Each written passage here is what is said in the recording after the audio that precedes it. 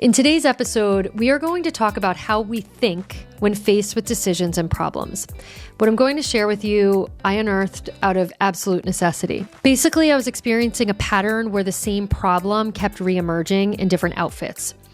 I would think I solved it, I've got the answer, and then 2 days later, the same problem was back. And this was happening on repeat. It was totally exhausting to the point that I hit a breaking moment where I said, I can't do this anymore, something's got to give. But I also couldn't give up on this problem because it's an important one. So I said, enough's enough. You're going to break through this, but we're going to put new parameters around it. I just said you're not allowed to force any solutions until you have clarity on what's underneath the problem. You need to understand this problem before you keep throwing and shoving ideas at it. So I took a step back, and what I uncovered was the roots of divergent thinking. So divergent thinking is the brain's ability to hold multiple possibilities before converging on one answer. I knew about divergent thinking because it's in my field, but I wasn't using it. So why? Well, I was associating it with whiteboarding, with brainstorming, and divergent thinking is not an exercise. It is part of the brain's natural rhythm for creative problem solving. It's part. Divergent thinking is part, and the other part is convergent thinking.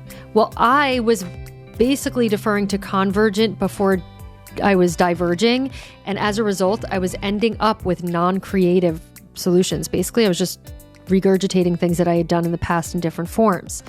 So today, I want to give us a runway to access this rhythm. This is not really debatable whether it's better to open to possibilities before converging. The science is clear on this, and it's in your brain. So this is a natural rhythm. So it's not a framework. This isn't a template. This isn't a step-by-step. This is how your brain naturally wants to flow if you are geared towards creative solutioning, okay? So if you're with me, welcome to Read the Room. I'm Mary Falkenstern. Let's dive in. The roots of divergent thinking. It's 1943, World War II, combat pilots. And the U.S. Air Force was facing a dilemma.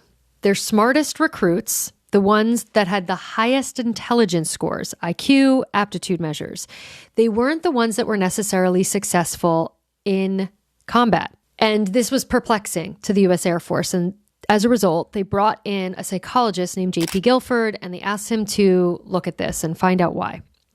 And what Guilford discovered ended up being a breakthrough in cognitive science. What he saw was that the successful pilots were doing something consistent. They were opening up to multiple possibilities before converging on one action. He called this divergent thinking. It has since been replicated in brain imaging, that we can see that different neural networks light up when we're in this exploratory phase, and then it changes when we go to evaluation. And when we can go from one to the other, we know it's more successful. Now, if I were to ask you right now what your IQ is, you probably wouldn't know, because it's been a while that we've even thought that IQ is the gold standard of how capable somebody is. And yet I think we're operating in systems that still reward it. We go to schools where we still have to memorize. That analysis part of life is still predominantly overweighted, and yet it is not the thing that leads to the most success. So there's really two things here. One, I want to point out that these pilots were not creatively brainstorming in a boardroom. They were able to access this in seconds time. So it's an illusion that divergent to convergent takes a lot of time. That's false. It can, but it doesn't have to. The second piece here is that it is a two-step rhythm: divergent, convergent. Okay, so then if we know the rhythm, then the challenge is just, how do we do the rhythm? It's like a dance. Like, can I learn that dance? Yes, you can. It's in your brain. So I want to give us some food for thought for how to start the dance, okay? And there's two things I'm going to propose today. Would love to hear in the comments if there's anything specific that you use that really works. Bring it. Like, this is creative, right? So the first thing is we need to look at our cognitive biases, because if we're going to open to possibility and we have a very limited framework that we're operating, or when we're fixed, like, we've got to be able to call ourselves out for being too fixed, or we won't have access to that field of possibility. And the second part is we have to know when to converge. This isn't diverge, period, we have to usher it into a decisive moment. And I think if we can do that and we understand that the divergent is to converge, we'll get a lot more buy-in from ourselves. We want that solution. So it's just the process that we're going at it is trying to take a shortcut to something that cannot be short-circuited. Sorry. I know I'm talking to myself right here as much as you. So here we go. Cognitive biases. So I'm bringing this in. And I want to present Charlie Munger here because he did a lot of really great work with this. And he has a whole speech on the psychology of human misjudgment where he talks about the power of understanding your mental blind spots. He actually credited his work, his effort to understanding his own cognitive biases as being one of the key differentiators for his success and Berkshire Hathaway's success. So this was conscious work he was doing. He saw this happened. And as a result, because I wasn't judging, because I was able to spot my biases, I was able to access better solutions. Okay. So how do we know that we have this bias? You can read books on the cognitive biases. There's a lot of them. Okay. So there's actual things like a dictionary of them, but you don't have to. I think the best way to know is just spot when you're fixed. And the way that I see it is when I go, it has to be this way. A knee jerk, that's the only answer. And then, so the work then is that true? You just kind of gently challenge it. And then if you go, yes, if there's a defensiveness to it, it's a strong bias. You really think you know the answer before opening to possibilities, right? So one of the things with creativity is it's flexible and a cognitive bias is fixed. So just, you want to basically access that openness. It's uncomfortable. You won't like it. Your brain prefers knowing the answer. Well, one of the cognitive biases, we like certainty. Our brains prefer certainty. So you're challenging some of those things that are there, that are outdated parts of our brain that aren't serving us for the needs and demands that we have today. Okay, so that's the first thing. The second thing that I want to offer is how to know when to converge. So, there's two parts to this. There's two ways I think that we can know. The first is that we get resonance. It's yes, oh, aha, ooh, I'm getting the patterns. And we start to feel it's this lovely experience. And when this happens in a group, it's absolutely magical because you have group mind that starts to happen and we're moving in this glorious direction.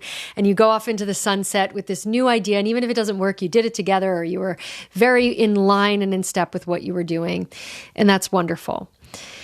But sometimes you can't do that because you have a deadline and you have a stakeholder that just sent you the email and you need the answer now. That doesn't mean you don't diverge. It just means you put a time constraint on it. You diverge and then you converge within the limitations of time. So I want to bring up something from our friend Albert Einstein, who said, if I had 60 minutes to solve a problem, I would spend 55 minutes understanding the problem and 5 minutes coming up with the solution, something like that. So in this, he gives us some clues. One, he models divergent thinking to convergent thinking. 55 minutes he would diverge, 5 minutes he would converge. What he didn't say is if I had 60 minutes to solve a problem, I would spend 60 minutes diverging and enjoy the process. No, he's going to spend 5 minutes converging. That solution is coming. He also gave us a clue as to how long. I did the math, and it's 92% of his time was spent on the divergent phase. So take that for what you will. Make it your own. Einstein did that. Maybe you need less time. I don't know. You're really smart, I think. So it's up to you how much time you want to spend on each. But that's how he gave us this, I think, map for what he was doing. All right. So to close this out, I just want to reiterate what we're here to do because it's very simple. We want to diverge and then converge, which just means we're going to open up to possibilities. We're going to train our mind to open, to not take the bait, to be fixed, especially when we think we're right, by just saying, what else could be true? Is that true? Very gently, very playfully. And if in the face of that, you get very serious, ding, ding, you've got probably a bias or an assumption.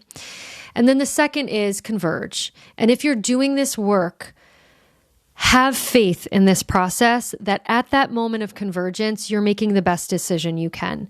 Don't second guess it. Just go and know that nothing is perfect. You can just come back and redo this process and you know that you're accessing the brilliance of the fabulous architecture that is your mind. I hope you found this helpful. Please put in the comments anything that opens up for you, any questions you have. Thank you for joining me. Until next time, keep thinking for yourself and keep reading the room.